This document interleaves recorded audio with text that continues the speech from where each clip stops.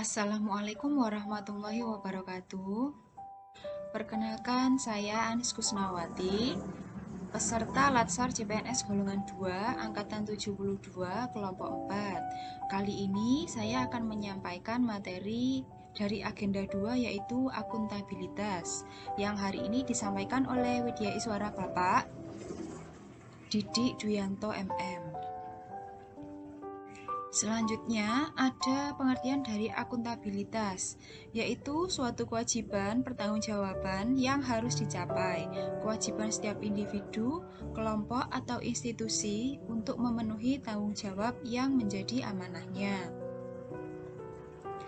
Kemudian, ada beberapa aspek akuntabilitas. Yang pertama adalah hubungan, yang kedua orientasi pada hasil, kemudian ada laporan, konsekuensi, dan perbaikan kerja. Selanjutnya, ada nilai-nilai publik. Ada 4 nilai publik. Yang pertama adalah pilihan benar dan tepat ketika terjadi konflik kepentingan. Selanjutnya, menghindari dan mencegah politik praktis. Kemudian, konsisten dan dapat diandalkan.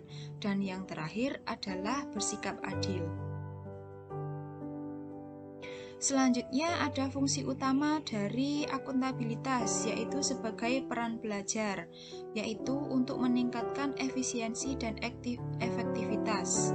Selanjutnya, peran konstitusional berfungsi untuk mencegah korupsi dan penyalahgunaan kekuasaan. Kemudian yang terakhir ada peran demokratis yang berfungsi untuk mengontrol demokratis.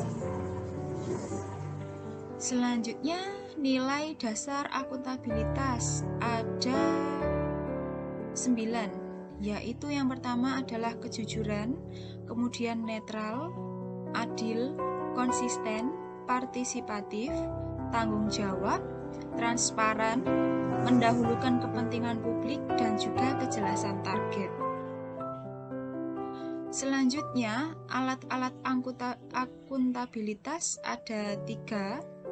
Contohnya adalah perencanaan strategis, yaitu rencana pembangunan jangka panjang, menengah, dan tahunan, rencana strategis untuk satuan kerja perangkat daerah dan sasaran kerja pegawai untuk setiap PNS.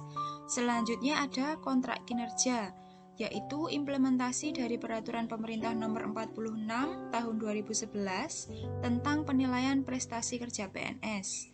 Dan yang terakhir ada laporan kinerja instansi pemerintah, yaitu berisi perencanaan dan perjanjian kinerja pada tahun tertentu, pengukuran dan analisis pencapaian kinerja, serta akuntabilitas keuangan.